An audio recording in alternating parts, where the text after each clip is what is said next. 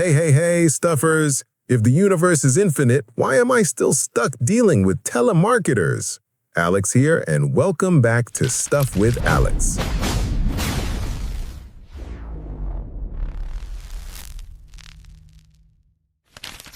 Forget the existential dread of modern office life. Forget the sheer misery of the Monday morning commute. What if your true purpose, the very reason you clock in every Monday feeling like you're digging a ditch, is because you were literally engineered to perform heavy, repetitive labor? This investigation starts 450,000 years ago, not in a cave, but in an alien petri dish. Zecharia Sitchin's radical, multi-million selling theory asserts that the entities the Sumerians called the Anunnaki weren't gods draped in white linen. They were extraterrestrial geneticists from a massive, undiscovered planet called Nibiru. They came to Earth for one thing: gold. They didn't have the patience to wait for messy evolution to deliver a workforce, so they took their advanced DNA, spliced it with early hominids, and created the Lulu Amelu, or primitive worker. The most depressing conspiracy isn't that we're being watched, it's that we were manufactured specifically to perform heavy, repetitive labor, all to stabilize some rich alien's atmospheric shield. We are, by design, factory seconds built for the sole purpose of mining. That is the true genesis of humanity. This is not a light history lesson, stuffers. This is an exhaustive that requires us to dissect 5,000-year-old cuneiform tablets, debunk generations of bad translations, and track rogue planets. We will investigate the claim that our entire civilization is just a corporate mining colony, and then we'll follow the breadcrumbs from ancient Babylon all the way to modern politics, where some believe these entities have evolved into shape-shifting elites. The material itself, which encompasses ancient Sumerian myth, the theories of ancient astronaut proponents like Sitchin and David Icke, and the latest astronomical updates for 2025, forces us to address profound questions about human dignity, purpose, and the nature of power. It's an epic of criminal negligence stretching across astronomical distances and millennia, so strap in. Before we can appreciate the magnitude of the conspiracy, we must first understand what the Anunnaki actually represented to the ancient civilizations of Mesopotamia. The modern narrative popularized by the ancient astronaut theory has largely eclipsed the original mythological context, creating a profound misunderstanding of their origin and function. In the earliest Sumerian, Akkadian, Assyrian, and Babylonian writings, the Anunnaki, also transcribed as Anunna or Anunnaki, are unambiguously described as a group of major deities within the pantheon. They were the descendants of the primordial celestial couple, An, the god of the heavens, and Ki, the goddess of the earth, sometimes identified with the mother goddess Ninhursag. The fundamental meaning of their name reflects this lineage. The name is derived from An, and is written using cuneiform signs that translate to princely offspring or royal offspring. This established them not as traveling construction workers or scientists, but as divine royalty. This distinction, princely lineage versus space travelers, is critically important as it reveals the precise point where the ancient astronaut narrative pivots from historical mythology into speculative fiction.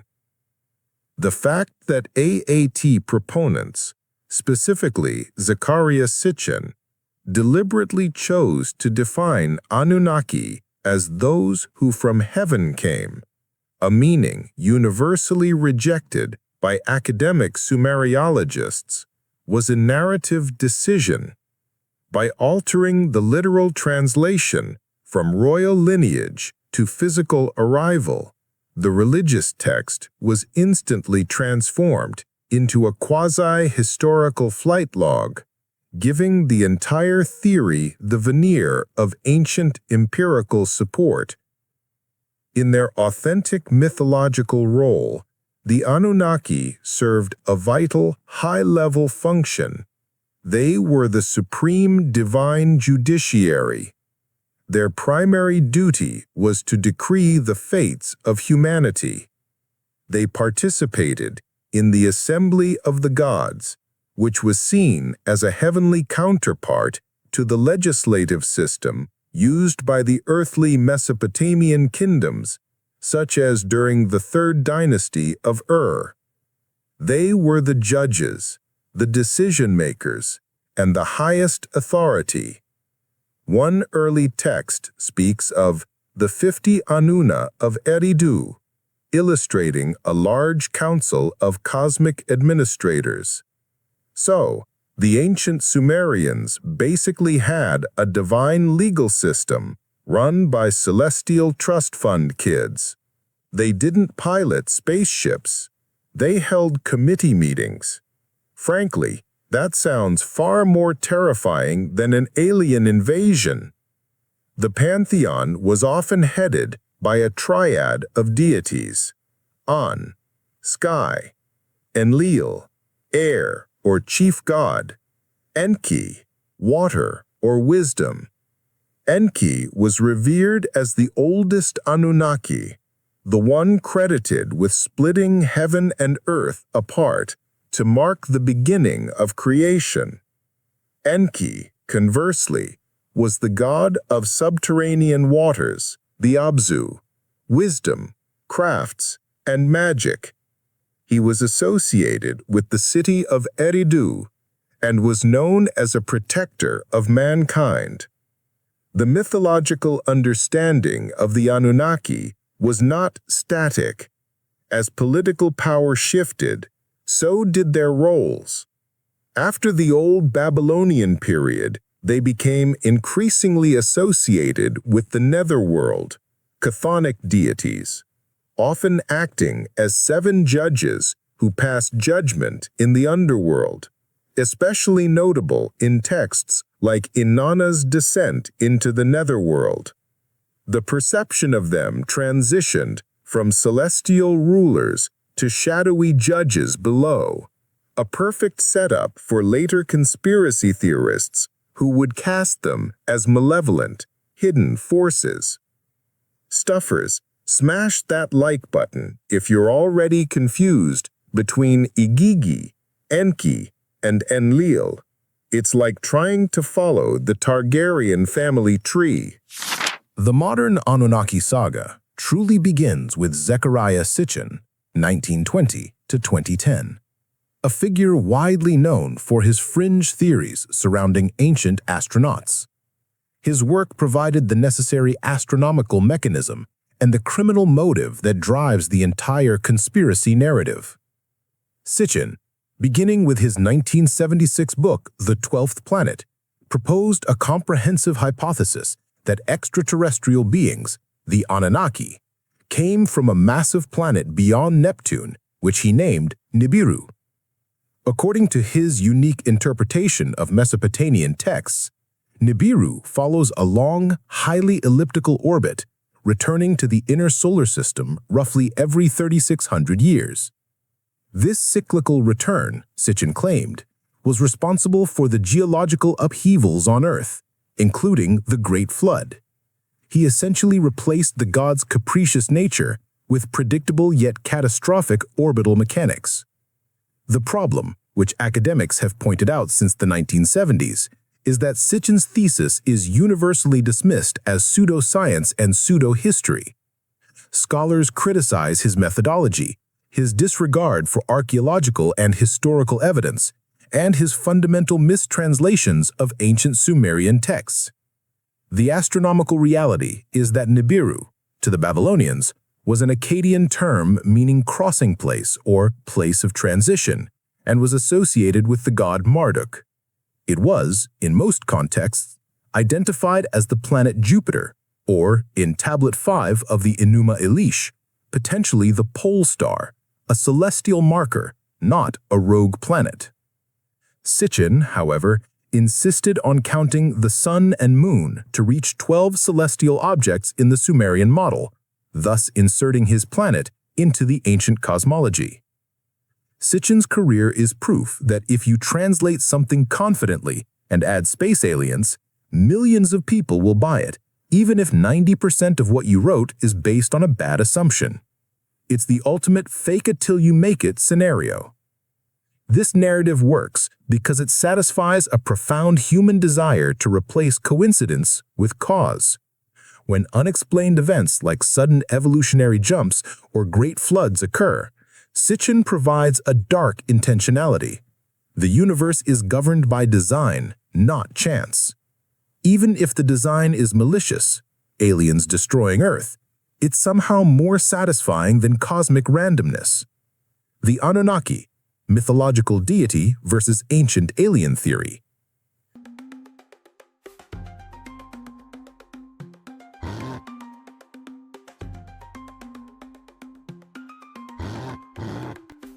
Trying to distinguish Sitchin's Nibiru from the real Nibiru is harder than figuring out who won the Drake versus Kendrick Lamar feud in 2024.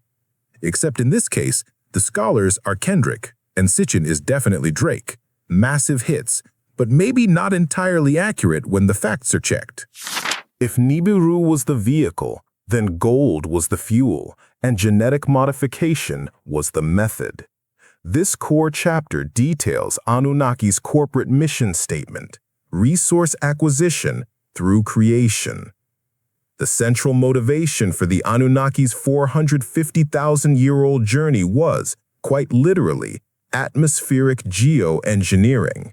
Sitchin theorized that Nibiru's atmosphere was deteriorating, and the Anunnaki needed vast quantities of gold, specifically in fine particulate or nanogold form, to use as a reflective shield to stabilize their planet's climate. They landed in the Persian Gulf and established sophisticated mining colonies. However, the strenuous labor of mining eventually led to a revolt. The original Anunnaki miners, sometimes identified as the Igigi, refused to continue their toil. The elite Anunnaki leadership, led by the chief god Enlil, faced a massive labor crisis. Rather than doing the work themselves, which, let's be honest, is peak management behavior, they decided to create a subservient workforce. This need for a docile, disposable worker led to the alleged genetic miracle. According to AAT, the Sumerian texts describe Enki, the god of wisdom, and the goddess Ninhursag or Ninmah, the mother goddess, acting as master geneticists. They took genes from a native female hominid, such as Homo erectus or apes, and after many trials, successfully blended them with Anunnaki DNA to create the Lulu Amelu, the primitive worker. AAT proponents argued that this explains the massive cognitive leap in human history. We supposedly went from having nothing to all of a sudden coming up with the most incredible of thought models. This rapid intelligence explosion, they claim, was a deliberate external modification of our DNA by space travelers. This gold-enslaved narrative is powerful because it uses ancient myth to critique modern systemic issues.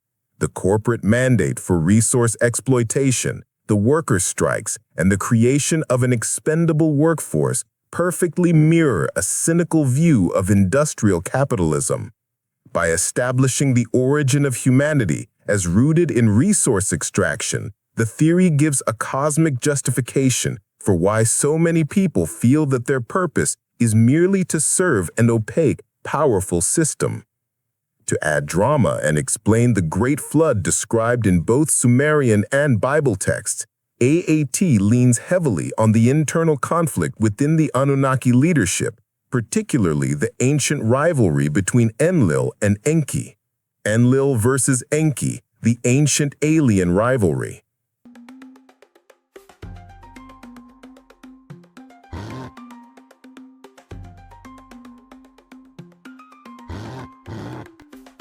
This dramatic dichotomy is essential.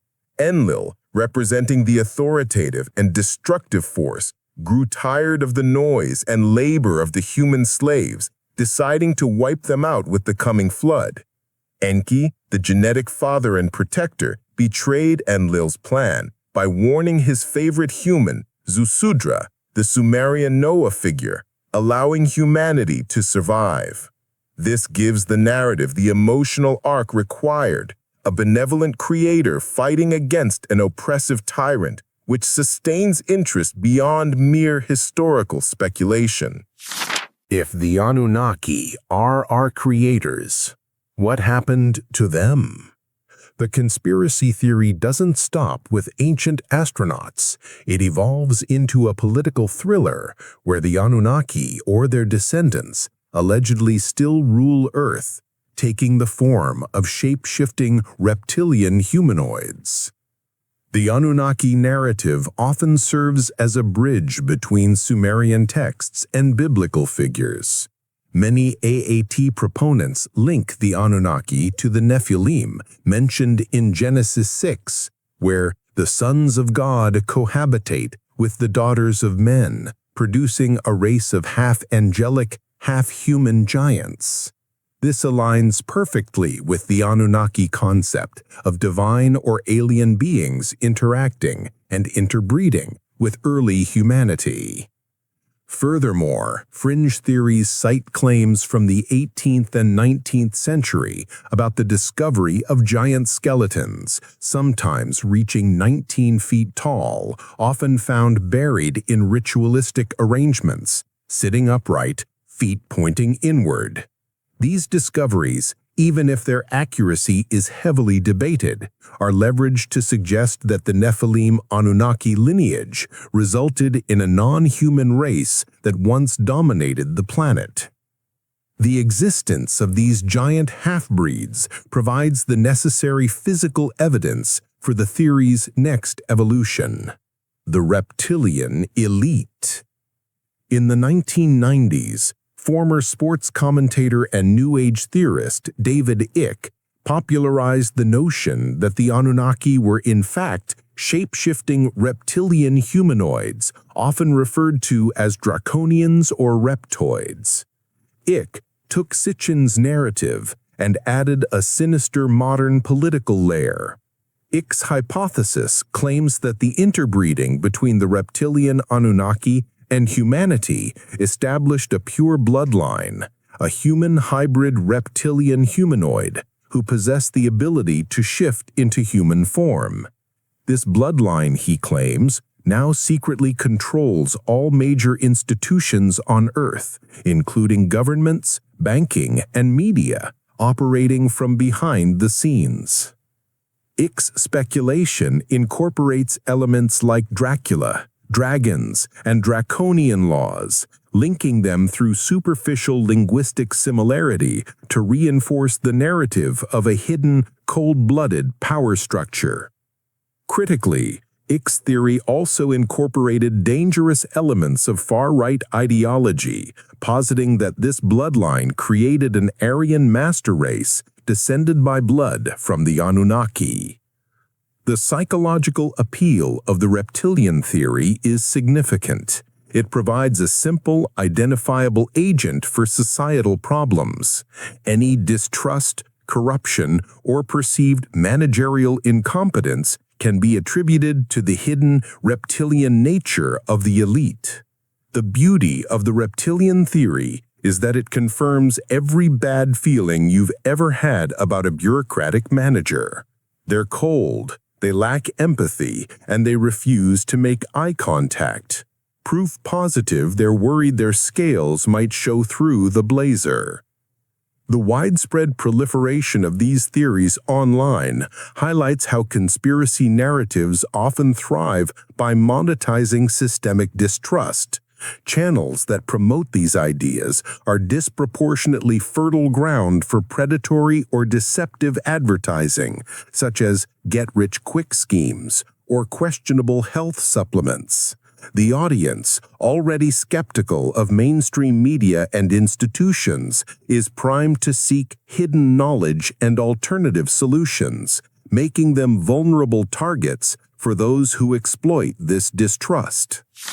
The ongoing relevance of the Anunnaki conspiracy hinges entirely on the perceived threat of Nibiru's return, which requires continuous updates.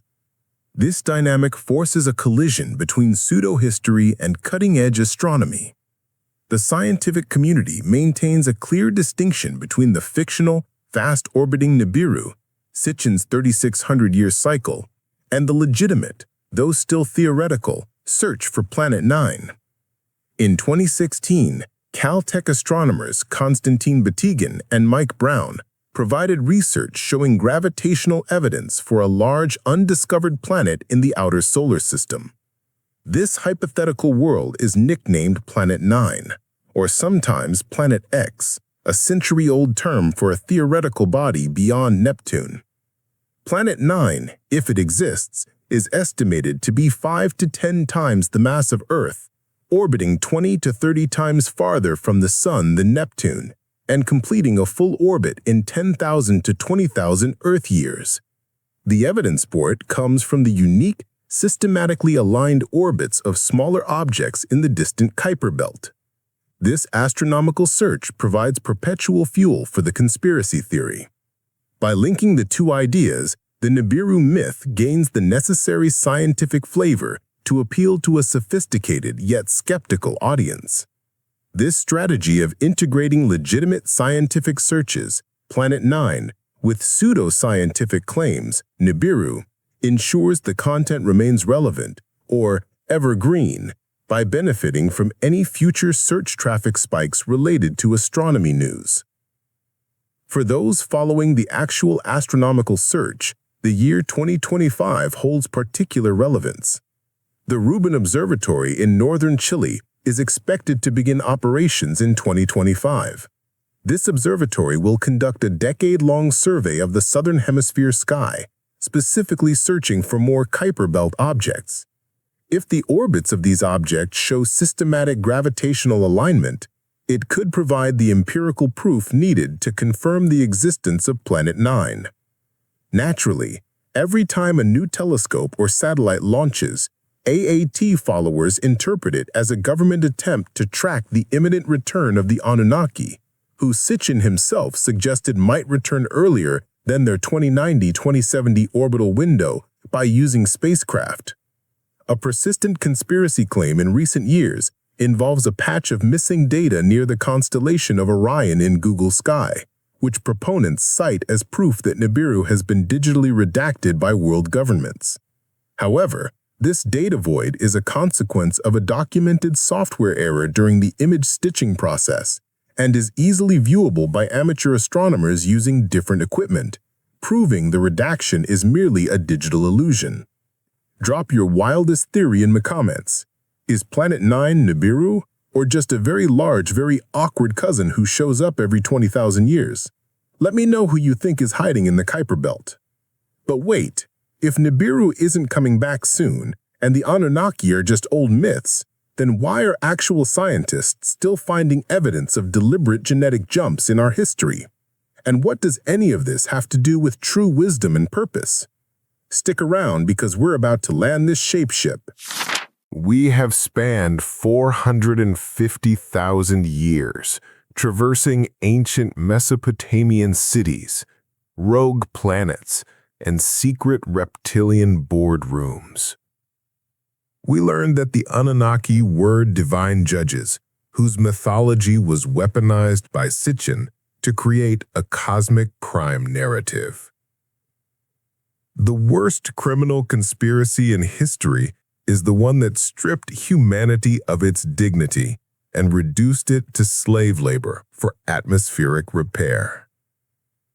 So, if your life feels like a pointless grind, you can blame capitalism, your boss, or a 3,600-year orbit planet full of cranky, gold-obsessed reptilians. Choose your poison, stuffers. The enduring power of the Anunnaki myth is its ability to provide a complete origin story that explains human complexity, suffering, and the feeling that we are perpetually exploited. If we accept the AAT conclusion that we were engineered as slaves for gold, then our only value is resource extraction. Our dignity is derived solely from our utility to a distant, superior race. However, the constant, deep-seated human search for an origin story that grants us purpose and intrinsic value is perhaps evidence of a deeper truth. We're looking for evidence of invisible alien creators, but maybe the greatest proof of a designer isn't hiding in a redacted Google Sky patch or a mistranslated cuneiform tablet. The staggering wonder and complexity of the universe itself force a conclusion. There is intentionality and design that far surpasses the mundane goal of an alien mining operation. A creator who demands wisdom and justice from their creation is fundamentally different from a creator who simply demands gold. The nature of the universe reflects its maker.